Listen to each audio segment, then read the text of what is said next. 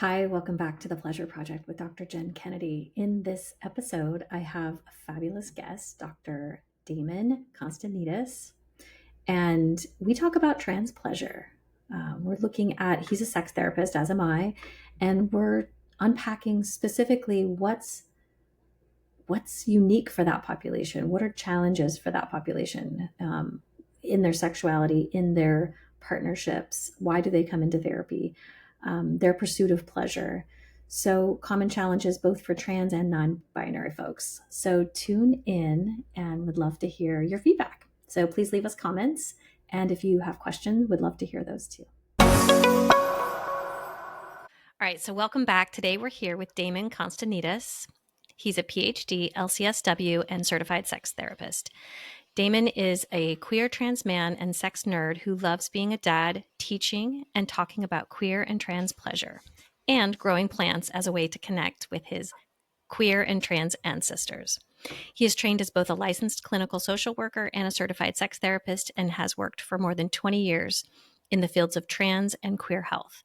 Damon owns a private therapy and coaching practice where he offers virtual groups and services to trans and queer folks all over the world. In addition to his clinical work, Damon is a trainer for sex therapy certificate program at the California Institute of Integral Studies and adjunct professor at Widener.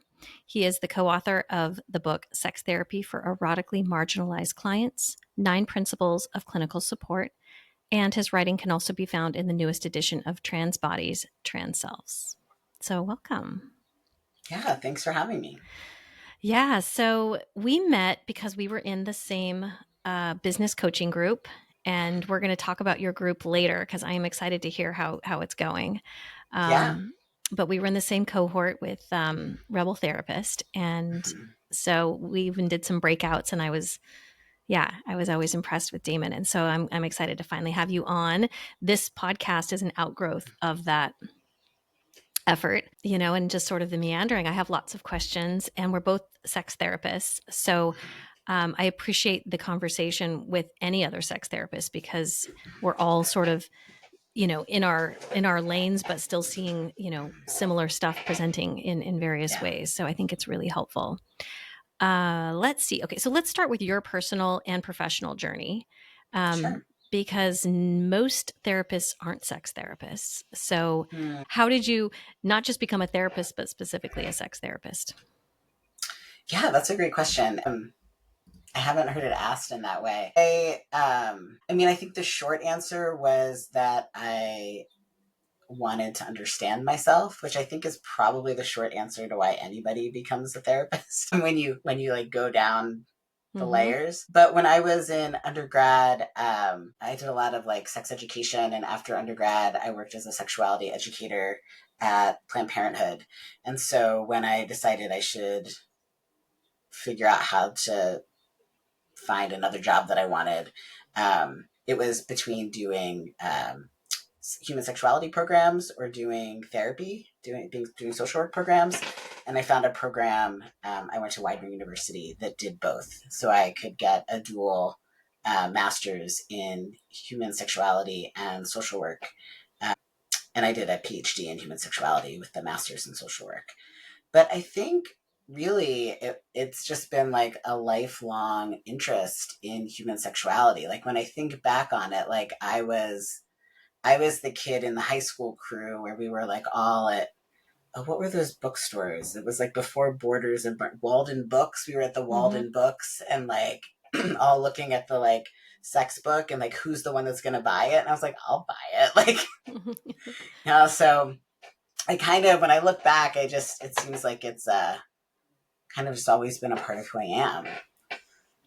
Yeah, it was an early interest, and it was an area that you gravitated toward for yourself, and sounds like in your peer group. Yeah, absolutely.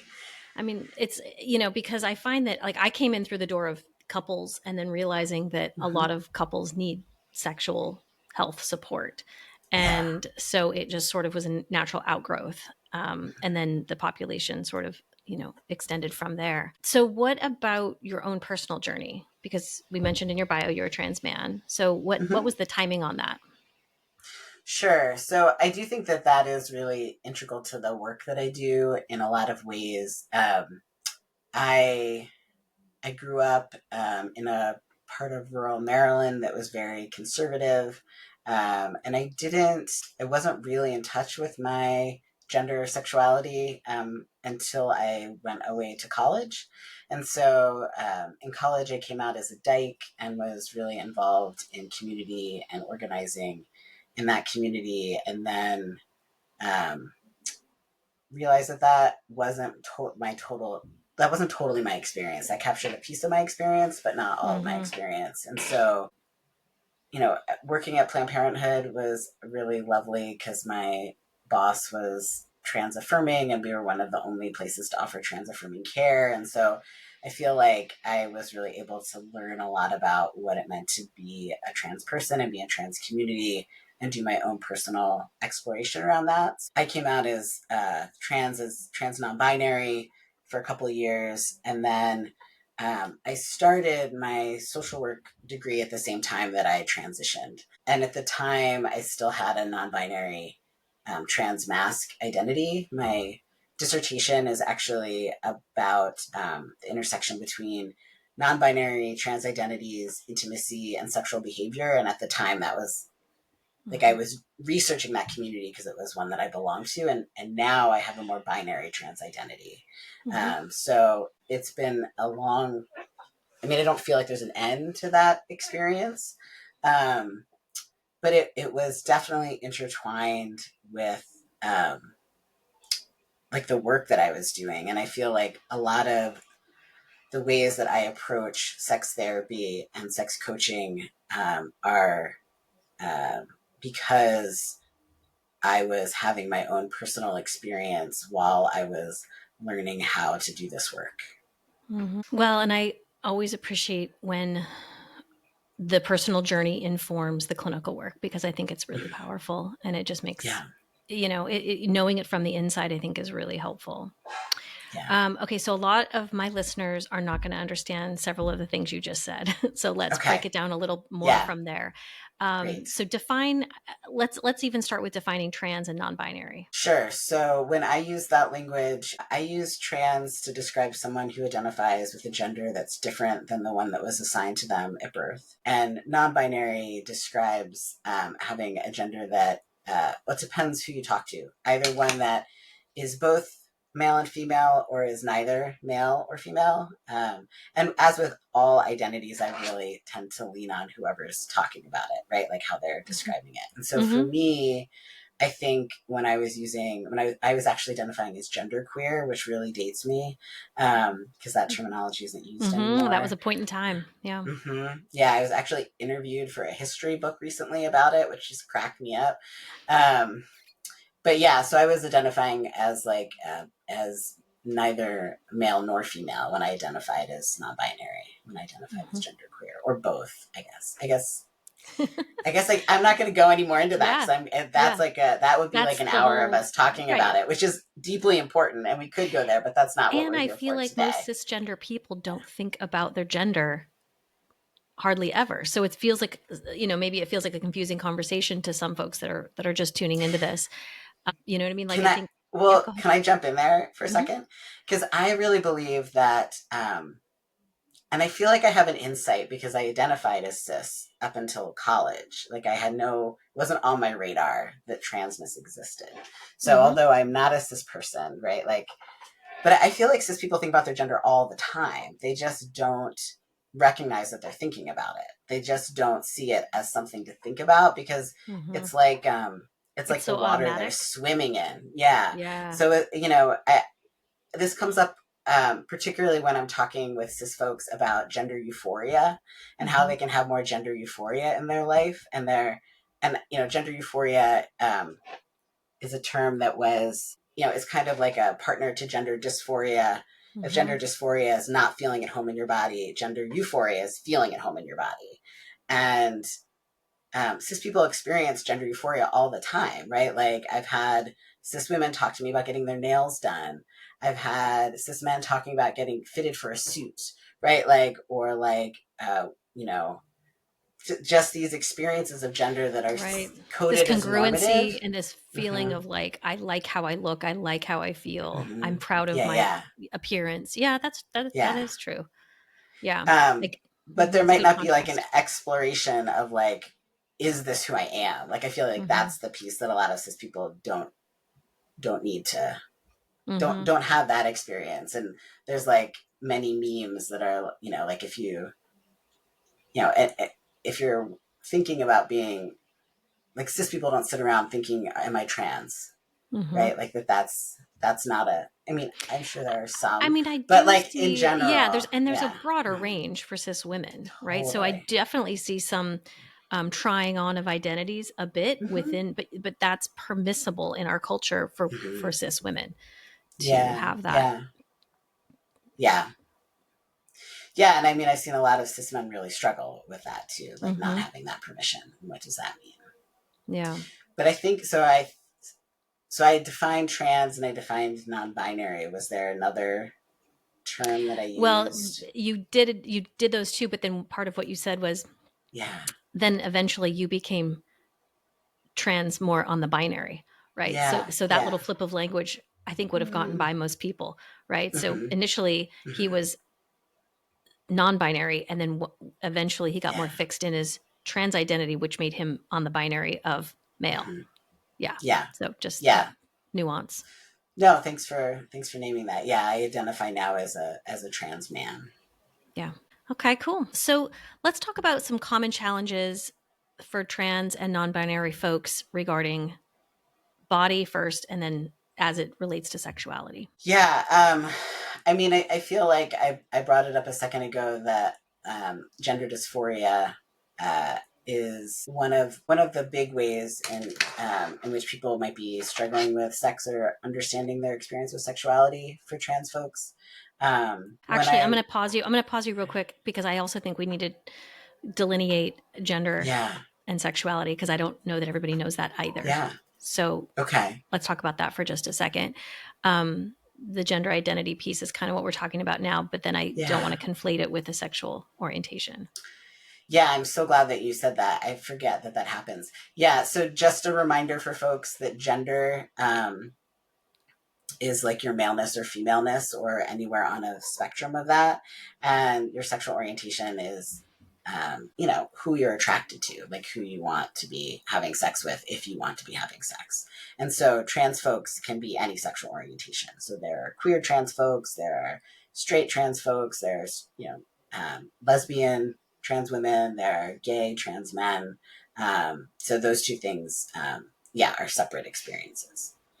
Right. So you can't assume because a body is presenting this way that therefore their orientation is this. So yeah, I think it's a Yeah, good yeah, delineation. So yeah, as specifically trans clients or non-binary clients are yeah, coming in, yeah. um, their relationship to body is a whole range, right? Not everybody is dysphoric Correct. at all because Yeah. that's also another Hmm. assumption that gets made is that Hmm. people really dislike their body, they want to Yeah. change their body, they want to do interventions with surgery, etc. Hmm. That's not always true. Yeah, and I have my population is self-selected. So people who are coming to see me have something that Mhm. they want support around. And then there's Mhm. all the people who don't come to see me because they don't Mhm. need that, right? Yeah. They don't experience dysphoria or they don't feel like they need any medical interventions. Yeah. And so that is really important to me. Well, and I've written letters for folks who want surgery but don't necessarily like they don't need a lot of therapy. They're very well Hmm. adjusted. They're happy Yeah, people. They're just very clear on what they want, how they want their body to be different. And I don't totally. think we question that for like a woman who wants breast augmentation or reduction, right? We assume that Yeah. she knows what she wants. But Hmm. sometimes also you don't necessarily need therapy for a long time. You need to feel congruent. Yeah. Absolutely. And I'm glad that you brought up the way that gender is policed for trans folks, but not policed for cis folks. Although that's probably a bigger conversation too. Yeah. Um, that's um, that's like in a weird media way, right? It's policed in sort of the yeah, larger what's happening right now is, and the uh-huh. way that transphobia is playing out globally in this new way of punishing cis people for their gender, which yeah, it's just a current thing that's happening. But yeah, not all trans folks are experiencing dysphoria, and not everyone who wants medical intervention has dysphoria. Right. It's just that their body isn't congruent. Yeah. Yeah. Mm-hmm. So I think that's probably a little confusing for folks, but like important to state. Because part of so the frame I'm working through is Yeah. the sex therapy frame and Yes. the pleasure frame, right? Where for folks that want more sexual pleasure, but we have to consider who's walking in the door and what they're bringing in and what their, kind of what their history is. So you're not speaking obviously for everybody, but in general, what tends to be typical presenting issues for folks that come in to you? If it's okay, I'm gonna turn that question a little bit to answer it in a slightly different way. Okay. So I have a specific, and I think it will answer the question in the end. But the way that I approach sex therapy is from a queer and trans centered lens. And so, what I mean by that is that going into my work with any client, whether they're cis or trans, I'm going in with the idea that being trans or queer or cis or straight, whatever, it's all normative. That there is no problem with your identity. And that is historically not how sex therapy has been practiced. And so that is something that I bring to it that I think is beneficial both to my queer and trans clients and to my cis and straight clients. Because a queer and trans centered lens is also, to sex therapy, is also a lens that's really challenging the idea that there are specific ways that people are supposed to be. And I think that most of the sex therapy work that happens is about that. It's about people feeling like they're supposed to be something else, whatever it is, whatever they're supposed to come faster, or come slower, or have an erection or not have an erection, or want this kind of sex or not want this kind of sex, depending on what they've learned. And so a queer and trans centered lens, goes in trying to really challenge those shoulds, those ideas of what things are supposed to be. And so to answer your question about like presenting problems or who comes in, it's like really across the board. There's so many different reasons why people come in. And sometimes it is more about the body, but most often I think it is about living with a frame of understanding sexuality that isn't working. And I think most of us are living in a frame of sexuality that isn't working. I would agree with that. Right. Yeah. It's like as I talk to more and more friends and just, people next to me on airplanes and whoever, it's like there's this whole internal process that's happening around sexuality that doesn't get discussed. And Yeah. there's a lot of confusion and dissatisfaction and comparison and yeah. Yeah. Early on in my training, I worked at a clinic here in Santa Barbara with non-binary and trans clients that were mostly teens and young adults.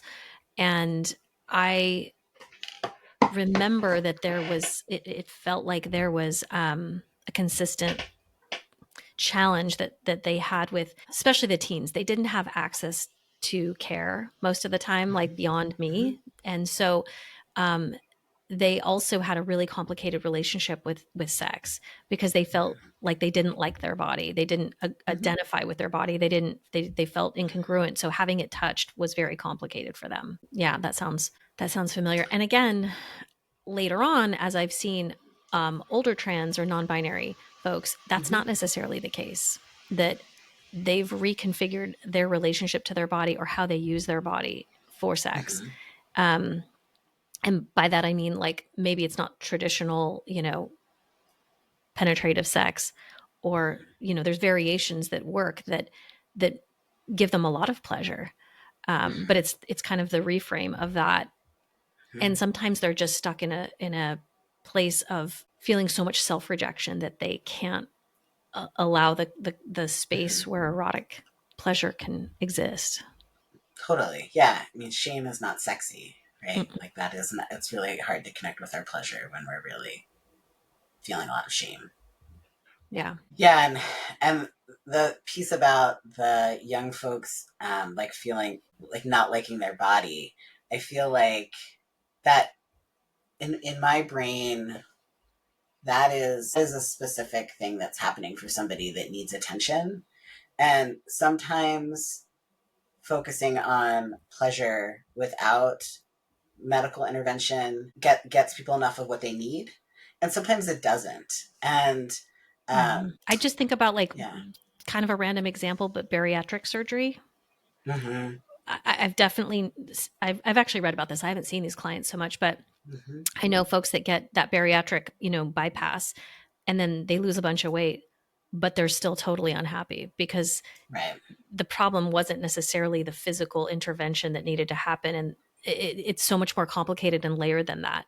And so sometimes it helps, but sometimes it doesn't because they haven't also done the rest of the work. No, that's a good point. I'll use myself as an example, and this is something that I talk openly about and am publicly open about as somebody who had bottom surgery. And Mm-hmm. that's been a journey that I went on in the last, like it was like a 3-year journey in the last 3 years. And for folks who don't know what that is, that's like a medical intervention to change genitalia to match what makes sense for the person who's having that surgery. And what I think is really interesting about the experience is that, I'm a sex therapist who writes letters for bottom surgery. I counted it up one time, like I think 500 or 600 letters. Like I write them Mm-hmm. frequently. And so I have access to this community and to these conversations.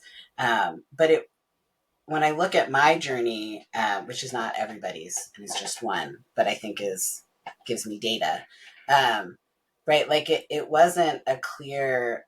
This is something that I always knew that I needed, which is such a typical. That's like the really comfortable trans story that people like. Mm-hmm. Yeah. Um, but what it was when I figured out that I needed it, and then noticing how it impacted my life afterwards was like really wild. Like it just opened up so much of who I am in a way that I had no idea was closed. And I think a really concrete example is that I've been a sex therapist for almost 20 years. I think it's like 17. And all of that time I've done trainings, mostly for therapists. I've written a book for therapists. I've run a training program. Well, I'm part of a team running a training program for therapists. I've presented at many professional conferences. But I never did like programs for trans people about their sexuality. Like I was unable to do that until I had my own um, Mm-hmm. experience of Journey. being Yeah. embodied sexually. And Mm-hmm. so when I think about the bariatric example, I think the other piece to it that I would add is that for a lot of trans folks trying to figure out if surgical interventions are the right choice for them, there's like a million different things to consider. Yeah. Most of them very like very concrete, right? And so when I'm working with somebody and doing sex therapy, what I mean when I say like some people need access to medical care, it's like I feel like there's a lot of conversations about like what can you live with, and like what are you willing to like sacrifice and give up to access this thing. And so Mm. I think that by centering pleasure and focusing on pleasure, it like opens up what the possibilities are for people.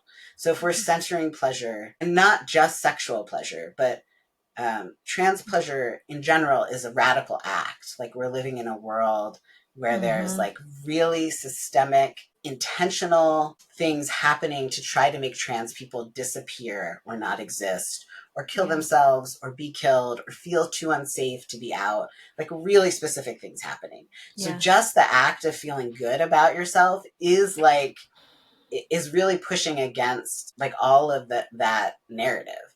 And so when we make more space for queer and trans people to be in their pleasure, there's just more possibility. And I feel like that's often where I start with folks. And like sometimes folks end up getting and accessing an intervention and sometimes they don't. But it's all coming from the place of how can you be more embodied, experience more liberation, and experience more pleasure. Yeah. I love that. I agree. The pleasure definition, the frame needs to be so much wider because Mm-hmm. it is a larger outlook and experience versus just that Mm-hmm. moment of like, did you orgasm? Right? It's Yeah. much bigger than that. Yeah. And it is harder. I mean, I find that sex therapy clients in general struggle. Mm-hmm. I mean, one of the questions I ask is like, what's your relationship to pleasure?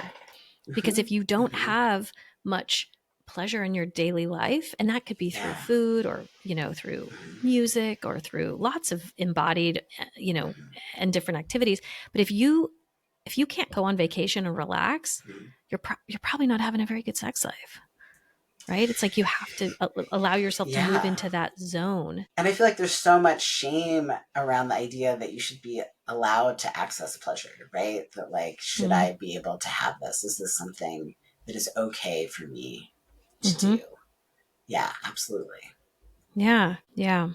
Also, like one of the questions that comes up, for me a lot of times, most of my clients are older, so I see a lot Mm-hmm. of individuals and couples that are like 45 to 70. That's kind of my Mm-hmm. range. So there tends to be longer term partnerships, which Mm-hmm. those have different challenges with Mm-hmm. keeping a vibrant sex life, right? Like Mm-hmm. having being returning to the same partner if you're in a Mm-hmm.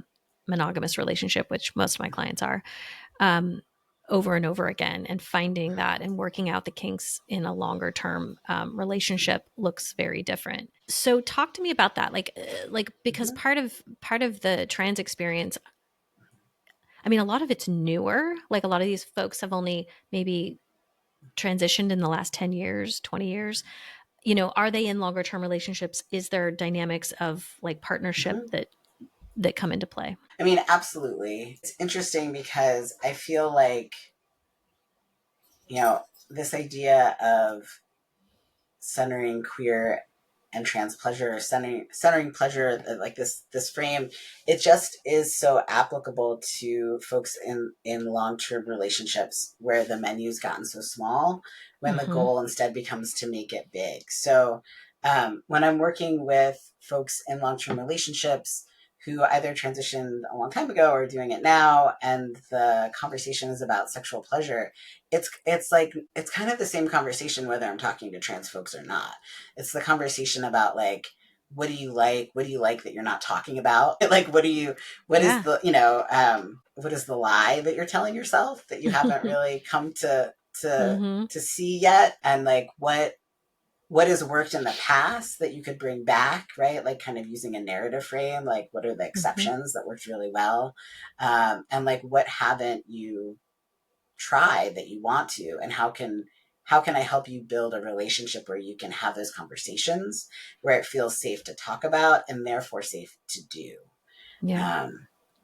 So it doesn't really feel like it's like not that different of a process to get to, Mm-hmm. like, this, to that place of helping people have a sexual connection that feels fulfilling to them. Mm-hmm. Yeah. One of the things I find in my queer couples, specifically same sex partnered couples, is role negotiation. That's unique, Mm-hmm. right? That's different than I mean, there is some role negotiation for heterosexual couples, but Mm-hmm. it's quite different in my same sex Mm-hmm. couples, because society assigns a lot of like, this is what men do and this is what women do, but in same-sex relationships a lot of that's up for grabs, and Mm-hmm. it's not what you would necessarily even think. Right? Mm-hmm. people Yeah, yeah. people in the everyday, I'm talking roles, and then also Mm-hmm. certainly erotically there are roles, Mm-hmm. and there's a lot more permission to have there be a lot more versatility and reciprocity. So Yeah. yeah, if you want to speak to that. I mean, I just think about that as kind of like the brilliance of, like, queer and transsexual pleasure, like what it has to offer the world is Mm-hmm. like, and I talk to people about this. A lot of times people will talk to me with, like, anger or sadness that it's so much work, right? Like, this is so much work. Like, having Mm-hmm. sex with someone requires so many conversations. It's like so much negotiation. Random sex is so hard to have because you have to explain your body or explain what you like. And, Mm-hmm. I always make space for that because it's important to have space for grief. And that is, that's a truth. And like, what an amazing opportunity to just get to fucking make it up the way and do it the way you want to do it, instead of having to fit into these prescribed roles that most of the time are not working for people. Yeah. And so it's It is kind of almost like, liberating, right? To be able to yes, do that. If the other person can hear it and also go yeah. with that, it is quite liberating to not have all the rules. And I think about like my work is like holding a space, a container to for if it's couples or individuals, right? Figure out what their path is. And like having the container can make that a little bit safer, right? Like when it's so big that anything can happen, that can be overwhelming. But like walking it through with folks so that they can build that themselves in a way that feels like contained and safe, I feel like is kind of how, like what it looks like when I'm doing the work with folks. Yeah. I was recently at an event and I was talking to a trans woman, and she was talking about her dating experience and how it's been really tricky because she, for the most part, the folks that she's interacting with don't. First of all, when she was just trans, she was getting no response, but then when she opened it up, she got a lot more response. But there is an element of like coming out that has to happen. Absolutely. And cis and heterosexual people on dating apps hide a whole bunch of stuff too, right? That they post Totally. old Yeah. pictures, right? They don't tell you they've got 2 divorces or, whatever. There's just lots of like, Yeah. how much are we going to be honest here and divulge at what point? And it's just, there's more safety, I would say, considerations on the line, for her in particular. But yeah, part of this is like, what are you choosing to show? What version of yourself are you choosing to show to anybody?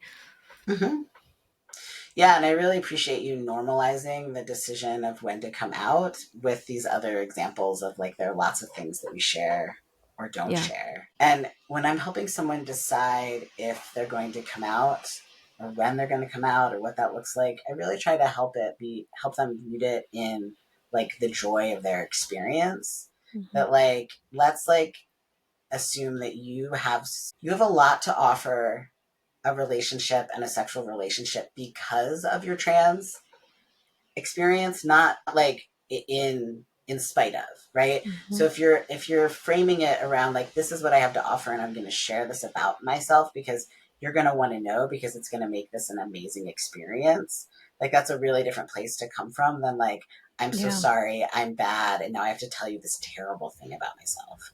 Right. Yeah. Yeah. I appreciate that. So I know you do both sex therapy and coaching, and I Yeah, think your group falls in under the coaching umbrella. it Is that does. Yeah. true? Okay, so tell us about your program. Like, what are the parameters? What are the goals? What can people expect from it? Because if you are located outside of, are you still in Maryland? Where are you located? I'm in Pennsylvania. Yeah. Pennsylvania. Okay, but anyone can join it. So that's the beauty of it because it's online, right? Yeah. Okay, so tell Yeah. us a little bit about that.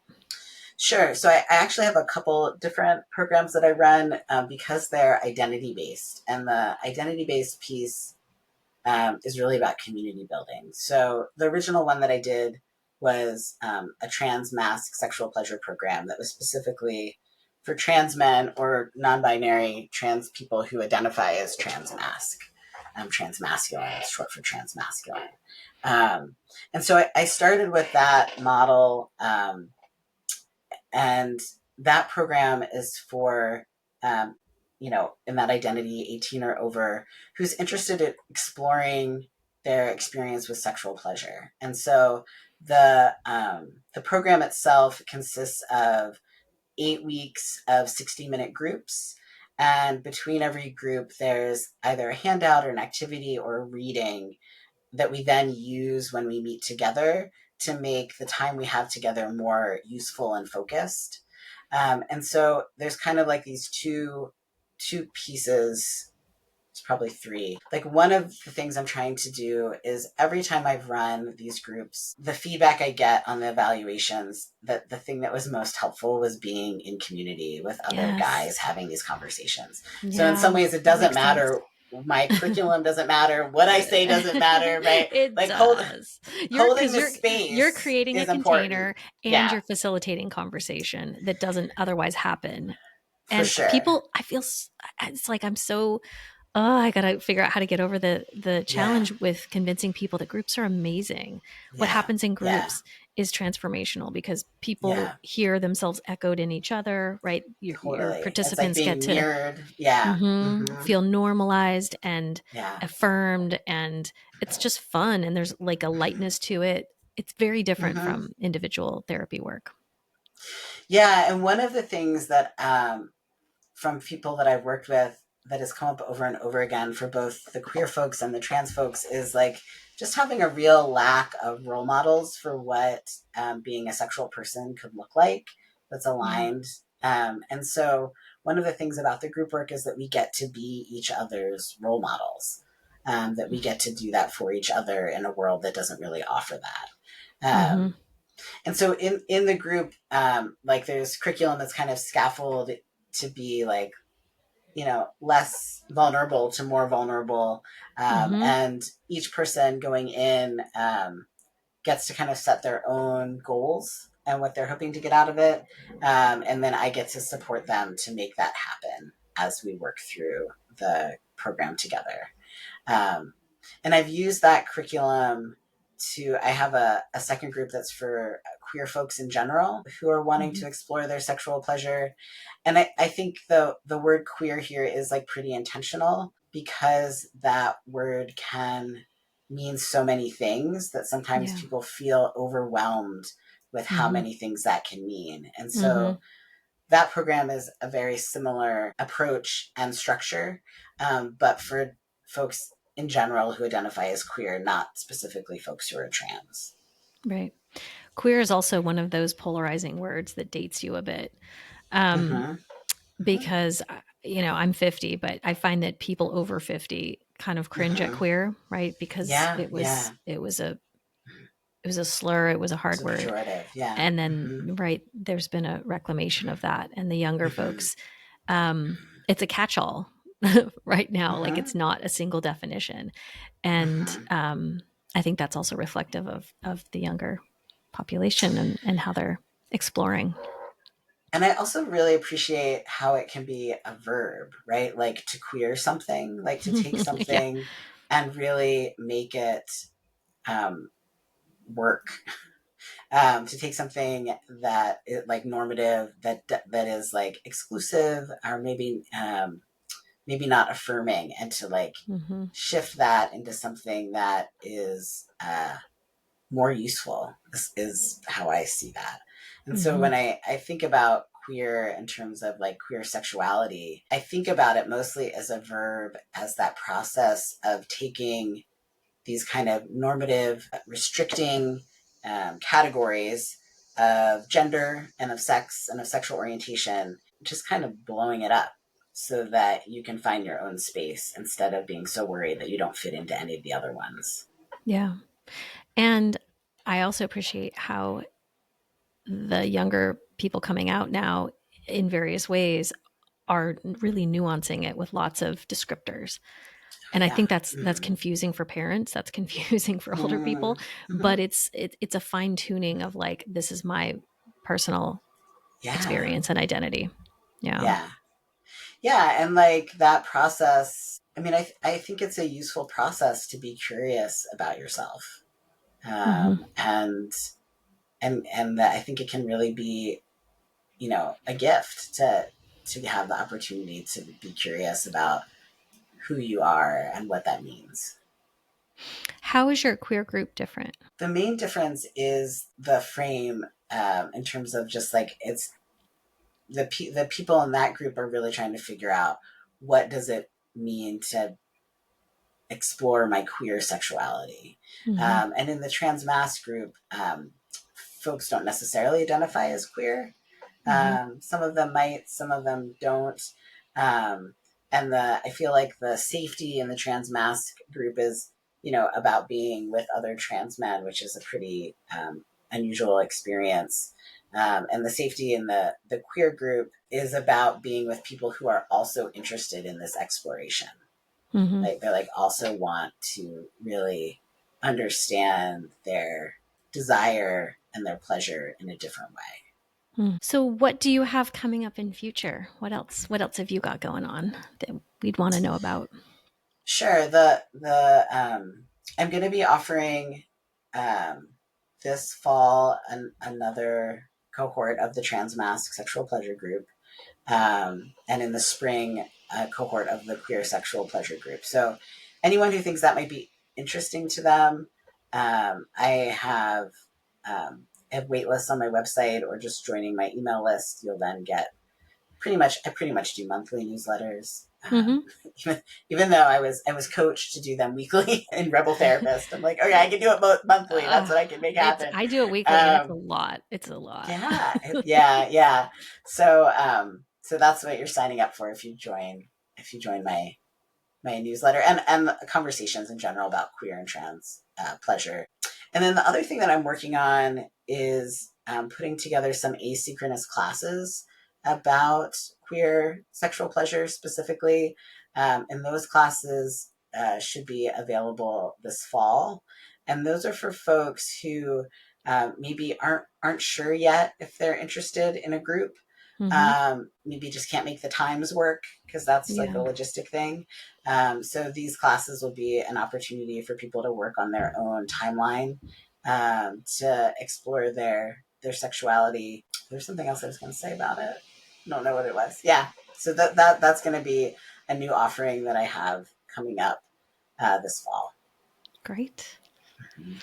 All right. So we will put this in the show notes, but you can find him at drdamonc.com.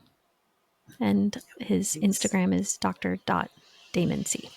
So Yes. thank you so much. I really appreciate this. I've been wanting to do this for a while, so I'm glad we made it happen. I'm glad Yeah. we're both on the pleasure journey, because Yeah.